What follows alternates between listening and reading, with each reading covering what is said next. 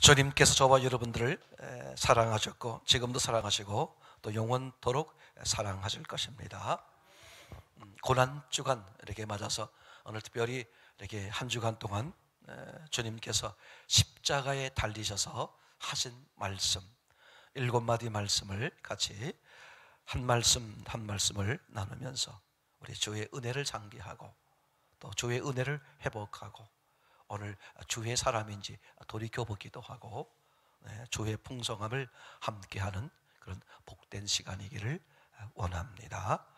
오늘 첫 번째 시간으로서 마태복음 27장 46절 말씀입니다. 동일하게 마가복음 15장 34절에도 동일한 말씀이 기록되어 있는데 오늘 마태복음 27장 46절 말씀을 같이 보겠습니다. 오늘 함께 읽겠습니다. 제9시쯤에 시작. 제9시쯤에 예수께서 크게 소리질러 가라사대 엘리 엘리 라마 사박다니 하시니 이는 나의 하나님 나의 하나님 어찌하여 나를 버리시나이까 하는 뜻이라. 아멘. 동일하게 이 말씀은 마태복음 27장 오늘 함께 읽은 말씀과 그리고 마가복음 15장 34절 말씀에 동일한 말씀이 기록되어 있습니다. 우선 먼저 생각해 볼 것은 일명 가상칠언 그렇게 말씀하시죠. 한번 해볼까요? 가상칠언. 오늘 방송을 보시는 분들도 함께 같이 했으면 좋겠습니다. 가상칠언 시작. 가상칠언. 예수님이 십자가에서 하신 7마디 이렇게 말씀입니다. 신학자들에 의하면 어떤 말씀을 먼저 하셨느냐, 그래서 이 7마디의 말씀을 그 당시 실제로 어떤 순서로 말씀하셨느냐 이렇게 해서 신학자들이 나름대로 정리를 해 놓은 것이 있습니다. 그 순서에 의하면 지금 제가 말씀을 드리려고 하는 이 순서와는 전혀 다른 이렇게 순서가 이렇게 되겠습니다. 근데 오늘 제가 한 주간 동안 제가 지금 말씀을 드리려고 하는 이 순서로 여러분에게 말씀을 드리는 중요한 이유가 있습니다. 여러분들과 성경을 보다 보면요, 간혹 이런 의문이 드는 거죠. 예를 들면 예수님의 오병이어 사건이 네 복음서에 동일하게 기록이 되어 있습니다. 그럴 때 사람들이 좀 성경을 보신 분들은 어떤 의문을 갖냐 하면 마태복음의 오병이어와 마가복음의 오병이어 그리고 누가복음의 요한복음의 오병이어가 조금씩 다르게 기록되어 있어요. 또는 중풍병자를 고치시는 장면 같은 경우도 이렇게 복음서마다 조금 다르게 기록되어 있습니다. 그러다 보면 어떤 의문이 드냐 하면 가만히 있어봐, 이게 분명히 한 번의 사건이었을 텐데 이 한 번의 사건이 조금씩 다르게 기록되어 있는데 그럼 실제로 마태가 기록한 게 맞는 거야? 마가가 기록한 게 맞는 거야? 누가가 기록한 게 맞는 거야? 요한이 기록한 게 맞는 거야? 이렇게 생각이 들 수가 있어서 의문을 갖게 됩니다. 잠깐, 우리가 왜 신앙생활이 잘못되느냐, 제가 계속해서 제가 집사 시절도 해봤고 그리고 이제 목회하고 있다고 말씀을 드렸습니다. 성도들이 왜 자꾸 신앙이 잘못될까 하는 이제 그런 여러 가지 원인이 있습니다만 그 중에 하나가 뭐냐 하면 사도 바울이 유대인들에게 하신 말씀처럼 너희들이 하나님에 대한 열심은 있으나 지식을 근거한 것은 아니니, 이런 말씀이 있습니다. 이게 유대인들이 하나님에 대한 열정은 있는데 뭘 바탕으로? 성경 말씀을 바탕으로 한 게 아니라 자기 생각, 자기 어떤 뜻, 그런 것으로 신앙생활을 했다. 그러면 아시죠? 선악과 사건에서 보듯이 하나님이 하신 말씀과 누구의 말이 달랐어요? 하와의 말이 달랐던 거죠. 그럼 하와의 말만 달랐겠어요? 하와가 주는 사과를 먹었다는 말은 누구의 말도 달랐다? 아담의 말도 달랐다, 그런 말이 되는군요. 그러면 이미 어긋난 거예요. 거기서부터 사람들이 병폐가 생기는 거거든요. 신앙이 왜 잘 안 되느냐? 하나님의 은혜를 왜 누리지 못하느냐? 그죠? 실제가 뭐였을까? 사실이 어떤 거였을까? 예수님이 7마디를 하셨는데 실제로 어떤 순서로 했을까? 여러분, 그게 실제가 아니에요. 성경을 그렇게 보니까 문제가 생기는 거야. 그러니까 하나님의 약속된 은혜를 누리지 못하고 바른 신앙관이 안 되는 거죠. 그럼 뭐가 실제냐? 아니, 7마디 중에 어떤 순서로 말씀하셨을까? 뭐가 실제냐? 여러분, 중요합니다. 우리는 뭐가 실제냐가 중요한 게 아니에요. 성경을 볼 때 어떻게 봐야죠? 성경은 누구의 말씀이에요? 하나님의 말씀입니다. 맞습니까? 예수님이 십자가에 죽으시고 부활하심으로써 뭐가 돼버렸어요? 그죠? 이 성경이 다 뭐가 돼버렸어? 실제가 됐단 말이죠. 그러면 우리는 성경을 대할 때 어떻게 대해야 되죠? 써 있는 대로. 사실요, 실제로 어떤 순서로 말했느냐는 전혀 중요하지 않아요. 중요한 건 왜 예수님이 이 순서로 기록을 했을까? 그죠? 7마디를 왜 이 순서로 기록했을까? 왜 마태복음엔 이렇게 돼 있을까? 누가복음엔 이렇게 돼 있을까? 똑같은 사건인데 왜 조금씩 다르게 돼 있을까? 그럼 마태가 잘못 봤나? 누가가 잘못 봤나? 이걸 놓치지 마시고요. 이런 개념을 갖지 마시고요. 하나님이 마태로 하여금 이렇게 기록하게 하셨다. 누가로 하여금 이렇게 기록하게 하셨어. 틀린 게 아니라 하나님이 마태로 하여금 그렇게 기록함으로써 뭔가 말씀하고 싶은 다른 게 있다는 거죠. 그러니까 실제로 예수님께서 십자가 위에서 어느 순서로 말씀하셨냐는 전혀 중요하지 않습니다. 그건 천국 가서 확인해 보시기로 하고, 오늘 우리는 이 성경을 대하는 이 순서는 제일 먼저 뭐를 봐야 된다?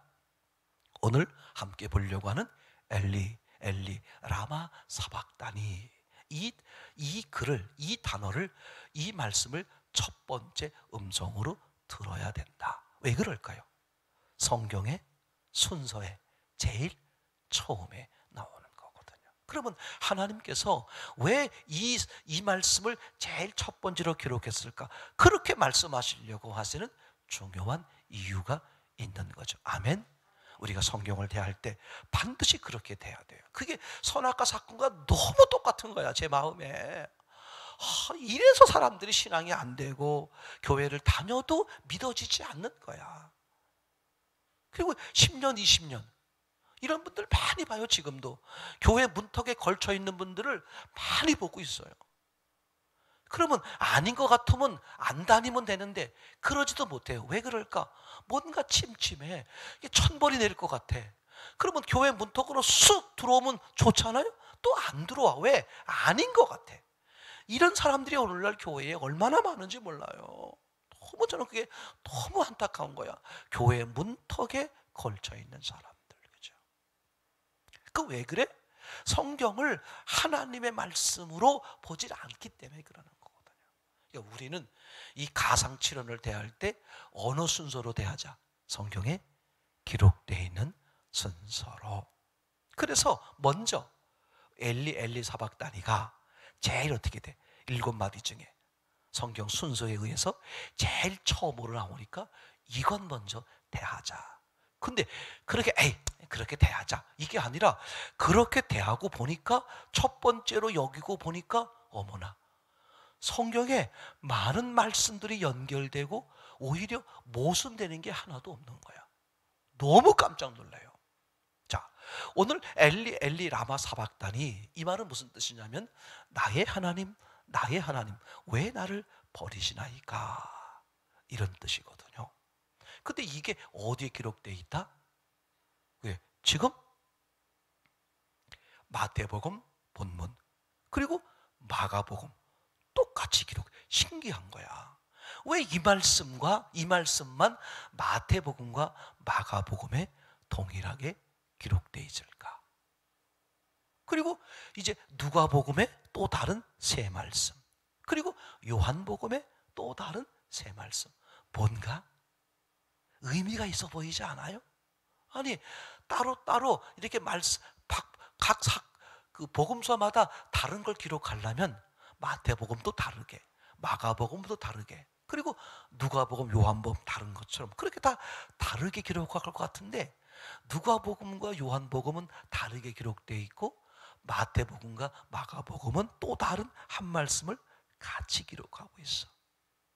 우연일까? 아니야.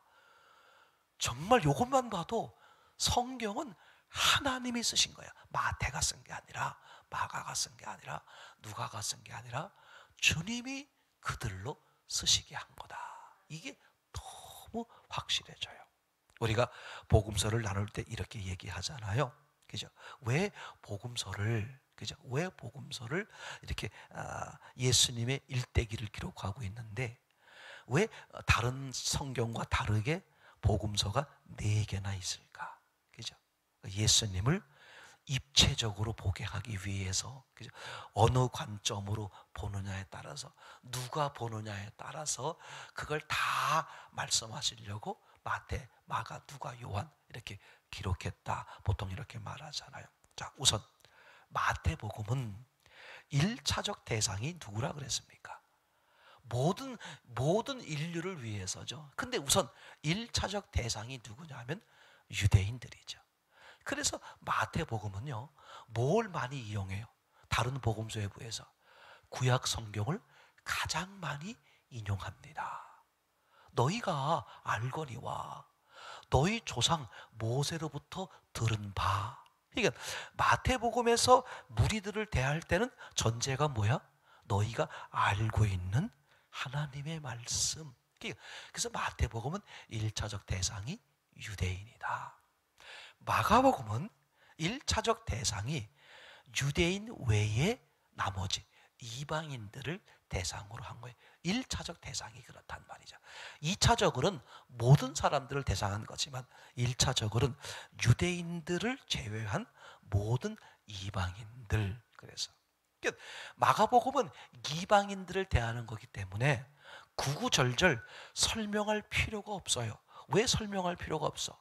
어차피 모르셔. 그죠? 이방인들이니까 성경을 모른단 말이에요. 그래서 마가복음은 그죠? 구구절절 인용해서 설명하는 장면이 거의 없어요. 대신에 마가복음은 16장으로 기록, 다른 복음서에 비해서 가장 짧지만 기적 사건이 가장 많이 기록되어 있는 것이 마가복음이에요. 그러니까 알지 못하니까 일단 뭐 하는 거예요? 보여주는 거야, 그죠? 그래서 마태복음은 유대인들을 1차적 대상으로, 지금 제가 드리는 말씀이요 아무것도 아닌 게 아니야. 얼마나 중요한, 성경을 보는 하나님이 기록한 아주 중요한 방법이죠. 마가복음은 이방인들을 대상으로 했다. 그럼 누가복음은 그 다음 순서에 나오는 게 너무나 중요해. 누가복음이 앞에 나와버리면 하나님이 지금 말씀하려고 하는 이게 엉켜버려. 그래서 1차 우선 마태복음 유대인들에게, 그 다음에 마가복음, 그죠? 유대인들을 제외한 이방인들에게. 그런 다음에 누가복음이 나오는데, 그럼 누가복음의 1차적인 대상은 누구냐? 너무 놀라워요. 누가복음은 기록이 어떻게 되어 있냐면 복음서임에도 불구하고 서신서처럼 편지 형식으로 되어 있어요. 그래서 일명 하나님이 누구를 통해 기록했죠? 누가를 통해 기록했는데, 누가를 통해 기록한 첫 번째가 누가복음이고, 누가를 통해서 두 번째 기록한 게 사도행전이죠.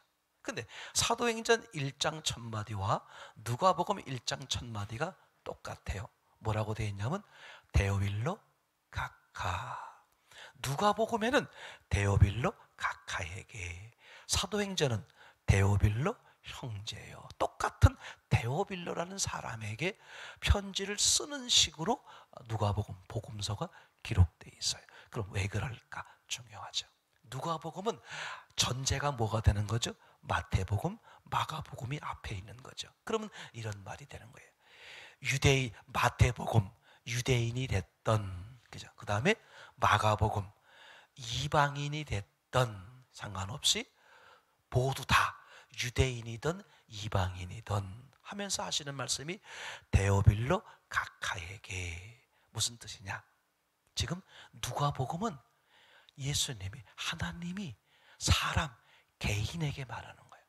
유대인이 됐든 이방인이 됐든 데오빌로라는 특정된 사람. 그러니까 누가복음은 하나님이 한 사람 한 사람, 유대인이든 이방인이든 한 사람 한 사람에게 일일이 말하는 것으로 누가복음이 기록되어 있어요. 그래서 누가복음의 아주 큰 특징은 모든 사람들이야. 1차적 대상이 모든 사람들인데 어떤 사람이다? 개인, 1대1. 그래서 누가복음에서 아주 중요하게 강조하고 있는 게 뭐예요? 관계성의 문제야. 하나님은 단체로 대하시는 게 아니에요. 많은 사람들 속에서도 어떻게 대하시죠?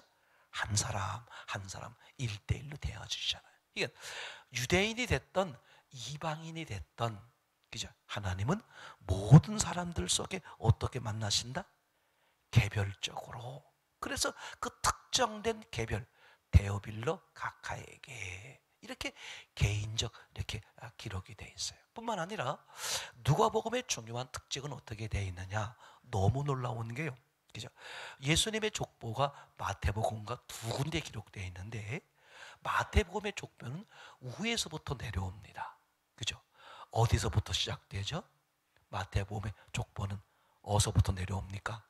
저 위에서 내려오나요? 중간에서 내려오나요? 중간에서 내려오죠. 그 중간에 시작이 어디였어요? 아브라함입니까? 누가복음은 너무 신기해요. 족보가 기록되어 있는데 위에서부터 내려온 게 아니라 어디서부터 올라가요? 밑에서부터 올라가요. 예수님으로부터 올라갑니다. 그리고 예수님의 아버지는 누구냐부터 해서 쭉 올라가니까 어디까지 올라가? 하나님까지 올라가죠. 그러니까 누가복음의 중요한 것은 개인 1대1의 관계다. 그러니까 유대인이 됐던 이방인이 됐던, 그죠? 1대1의 관계가 돼야 된다. 그죠? 유대인이라고 해서 특별하게 하나님이 부르신 민족이니까 특별히 다르게 대하고, 이방인들은 하나님이 부르신 민족이 아니니까 조금 더 다르게 대하고, 그런 게 아니라 유대인이든 이방인이든 결국 하나님과의 관계는 무슨 관계다? 1대1 관계다. 그래서 데오빌로라는 개인을 지금 부르고 계시는 거예요. 근데 그 1대1의 관계는 반드시 어떻게 이루어져야 된다?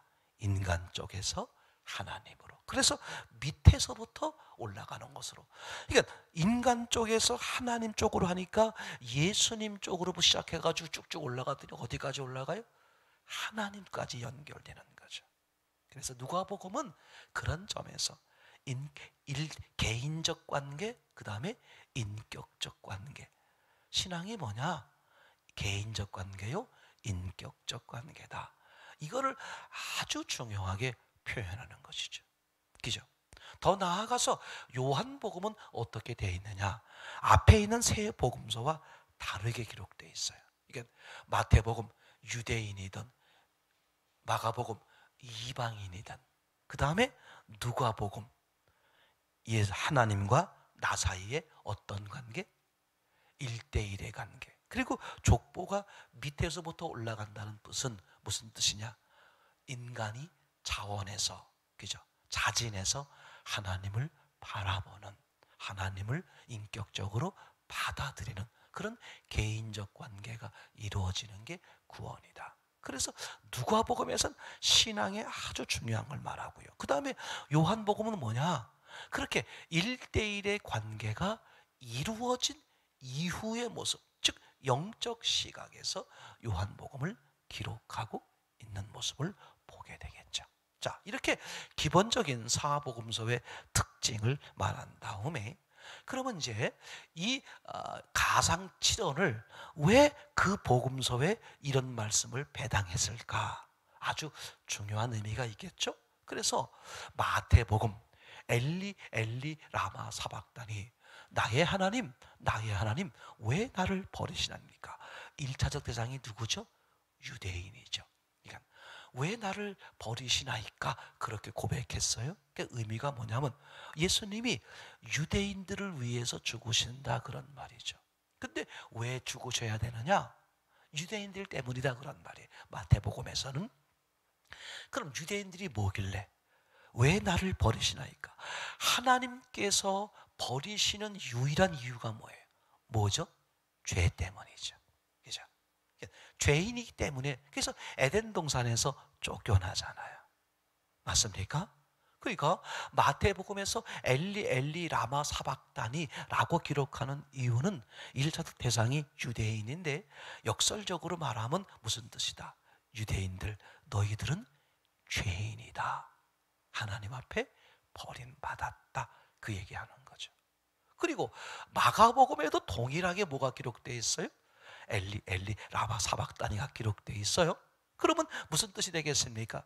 유대인 외에 이방인들, 그럼 너희들은 뭐 다른 거냐? 아니, 동일하게 엘리 엘리 라마 사박다니라고 마가복음에도 기록되어 있으면서 의미가 뭐가 되겠어요? 이방인들, 너희도 죄인이다. 그러면 예수님께서 이 마태복음에 그리고 마가복음에 엘리 엘리 라바 사박다니라고 기록함으로써 뭘 말하려고 그러는 거냐? 유대인들, 너희도 죄인이야. 이방인들, 너희도 죄인이야. 그러니까 로마서 3장 10절, 3장 23절에 표현하고 있는 것처럼 모든 사람들이 죄인이야. 맞습니까? 그걸 말씀하시기 위해서 엘리 엘리 라마 사박다니를 왜 요한복음과 누가복음에 기록되지 않고 어디에? 오늘 마태복음과 마가복음에 동일하게 기록되고 있는 거죠. 유대인들, 너희는 죄인이야.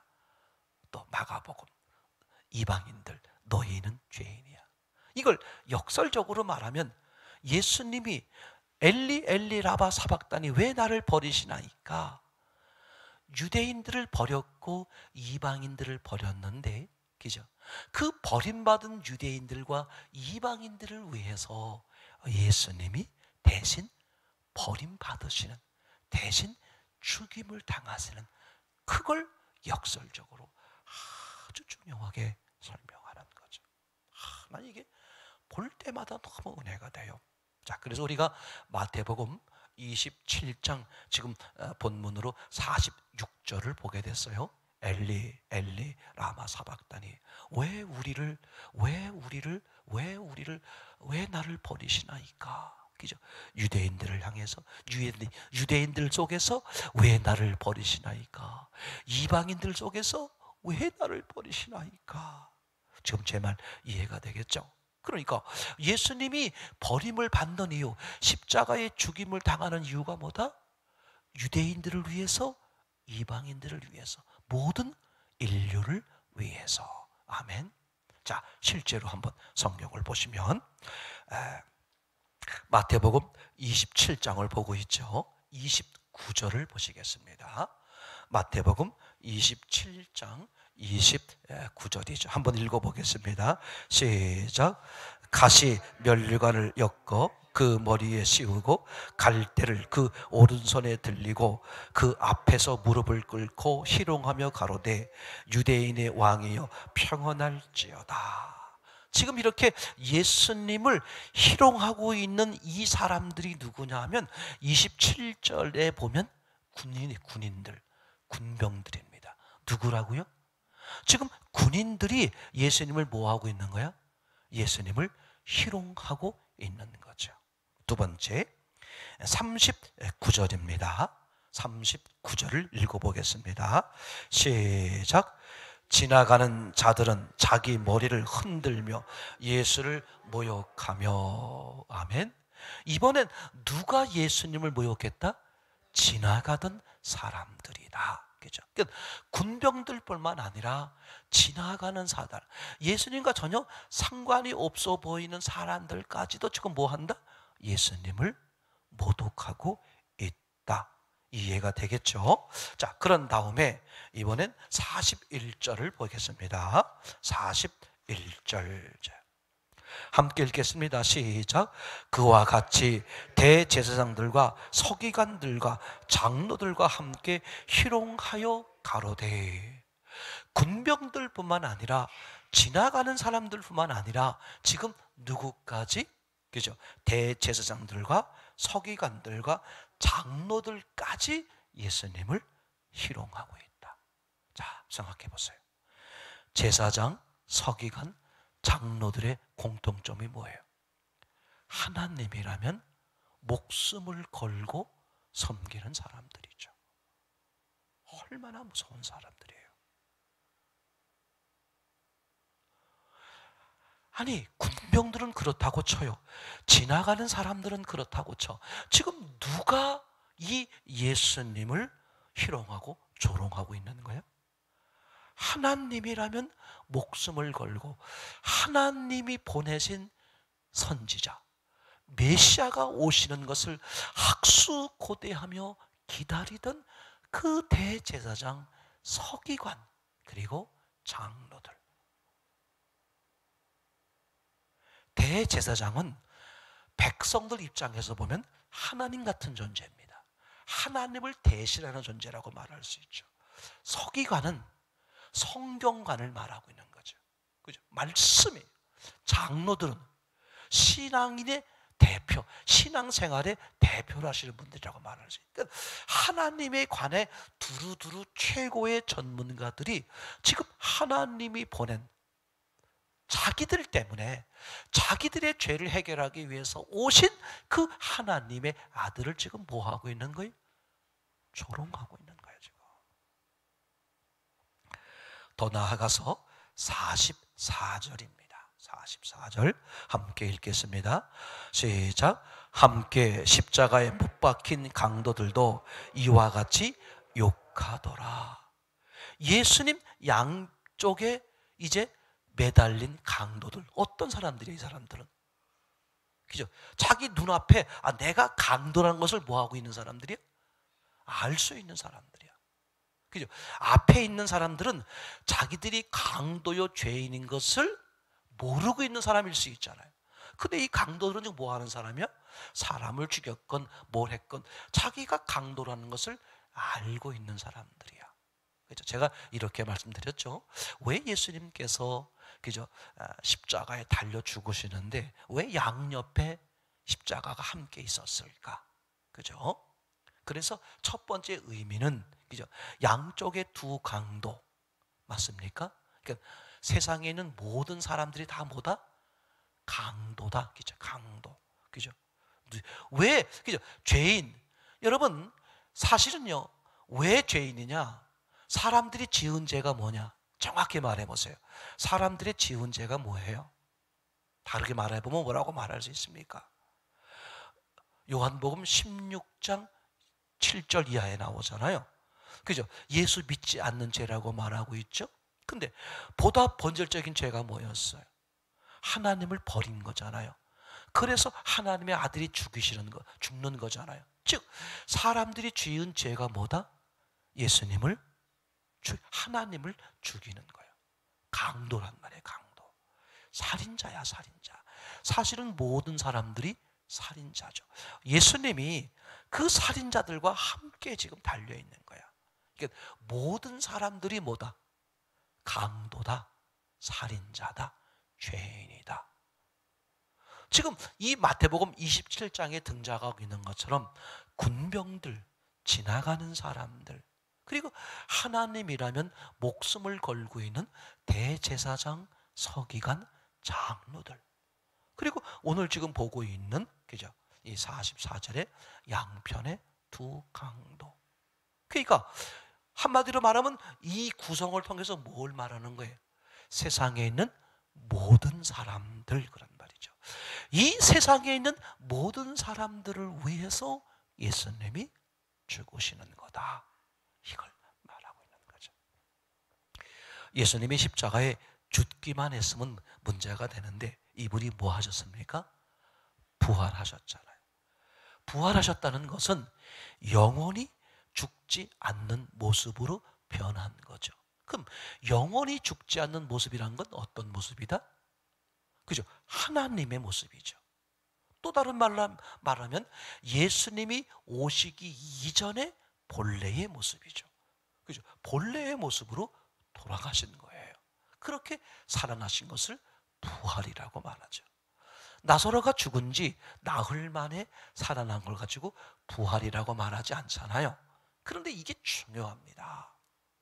아주 중요한, 예수님이 부활하심으로써 예수님이 하나님이시라는 게 증명이 되었고, 맞습니까? 그러므로서 예수님이 하신 말씀이 다 뭐가 되어버렸어? 실제가 되어버렸고, 예수님이 행하신 행동이 다 뭐가 되어버렸죠? 실제가 되어버렸잖아요. 그러면 예수님께서 엘리 엘리 라마 사박다니 라고 외친 그 사건이 뭐가 되어버린 거예요? 실제가 되어버렸어. 너희들은 죄인이고 죽은 자요 하나님을 살인한 자인데, 그죠? 하나님이 대신해서 어떻게 하는 거야? 그 죄를 해결하시는 거죠. 여기서 제가 이제 들은 의문이 있었어요. 어떤 의문이 있었냐 하면, 그죠? 결국은 사람들이 하나님께 죄를 범한 거잖아요. 그죠? 이걸 다른 말로 말하면 성경도 그렇게 되어 있지만 이 죄를 빚으로 표현하기도 했거든요. 그러면 내가 저 사람에게 빚을 졌어요. 근데 형편이 안 돼서 빚을 못 갚는 거야. 아유, 사장님 죄송합니다. 내가 1억을 빌렸는데 도저히 갚을 수가 없네요. 아유, 어떡하죠? 제가 앞으로 열심히 해서 갚겠습니다. 그러니까 그 사장이 내가 측은한 거야. 그래서 사장님이 뭐라고 그래? 에이, 안 갚아도 됩니다. 제가 탕감해 드릴게요. 그렇게 하면 되는 거잖아요. 그러면 우리가 하나님 앞에 죄를 범했으니까 하나님이 어떻게 하시면 돼? 그래, 내가 용서하마. 너희가 갚을 수 없잖아. 내가 용서할게. 받은 걸로 칠게. 탕감해 줄게. 이렇게 끝내면 될 것 같은데 왜 하나님의 아들이 죽냐 이거죠.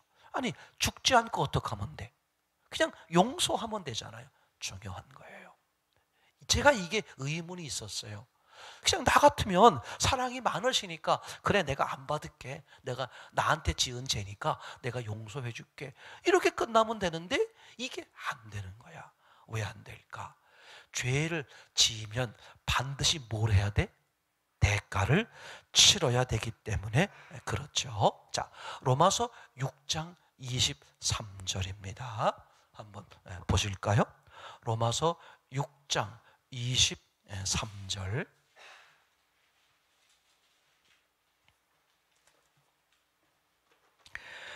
로마서 6장 23절을 찾아보시겠습니다. 보세요. 시작. 죄의 싹은 사망이요 하나님의 은사는 그리스도 예수 우리 주 안에 있는 영생이니라. 죄의 싹이 뭐라고요? 사망. 그죠? 죄에 뭐가 있기 때문에? 죄의 대가가 있다. 그러니까 하나님이 죄를 그냥 용서하려고 해도 할 수가 없는 거죠. 마귀가 그런다 그랬죠. 아니, 하나님 죄는 왜 용서해요? 나도 죄 짓고 죄도 죄 졌는데 죄는 왜 용서해 주는 거예요?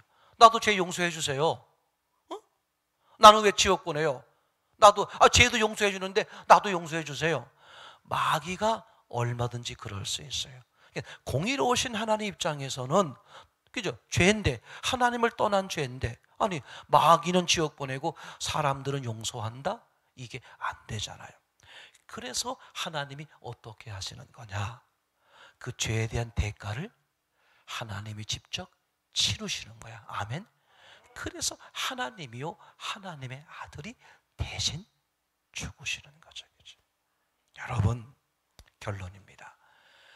이걸 생각하면요, 우리가 사는 게 너무 확실해. 내가 잘나서 사는 거 아니에요.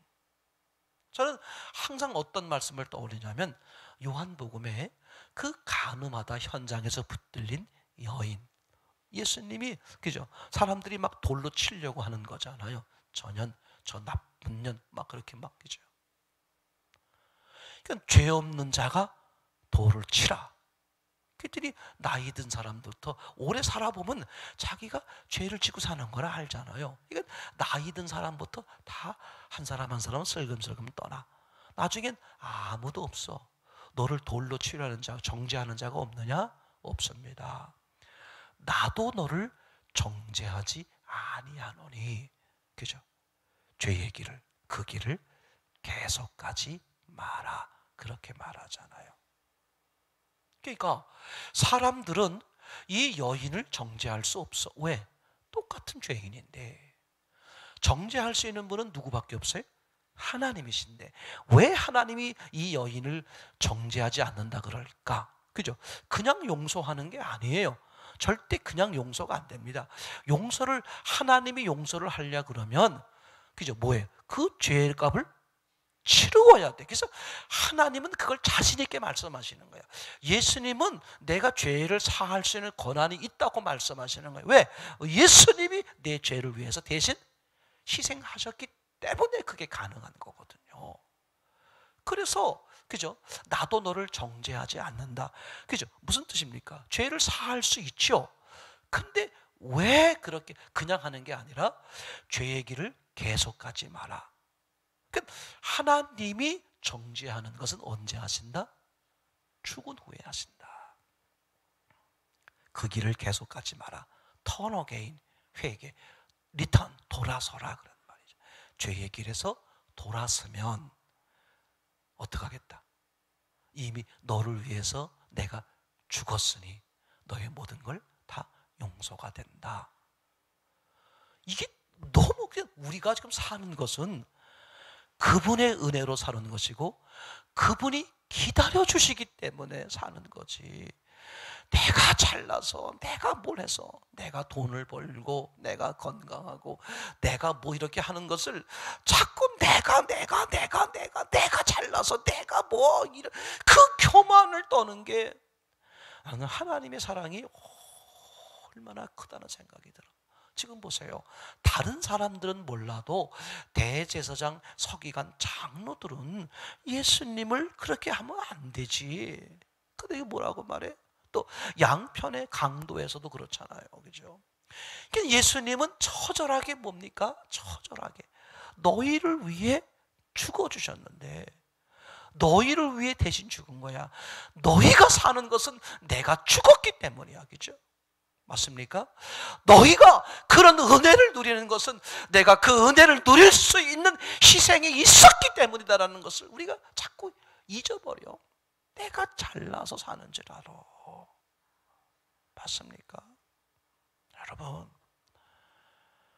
여러분, 특별히 교회 문턱에 걸쳐있는 여러분들 그렇게 하지 마세요. 제발 부탁해요. 그렇게 하지 마세요. 나를 온전히 주님께 내어드리세요. 나 그분의 은혜로 사는 거는 저는 그래서 신앙이 확실하게 정리가 되는 게 뭐냐 하면 그전에는 하나님의 은혜를 잘 몰랐는데 가면 갈수록 하나님의 은혜를 받고 살아요. 그전에는 하나님이 은혜를 안 주셨는데 이제는 하나님 앞에 엎드리는 삶을 사니까 하나님이 은혜를 많이 주시더라. 그전엔 그렇게 생각했어요. 근데 지금 생각하니까 그게 아니고 그전부터 하나님은 뭐야? 100% 은혜를 다 주셨는데 나는 내 힘으로 내 노력으로 사람들에 의해 사는지 알았어. 근데 신앙생활 하다 보니까 뭐야? 이게 하나님의 은혜였네? 게다가 더 그분을 알아가다 보니까 어머나 요 눈곱만큼 요 작은 것도 하나님의 은혜였네? 숨 쉬는 것조차도 이게 사실은 하나님의 은혜였네? 그거더라고 신앙이. 엘리 엘리 라마 사박다니 이렇게 여러분 속에서 외치시는 주의 음성이 헛되지 않기를 참으로 소원합니다. 우리 기도하겠습니다.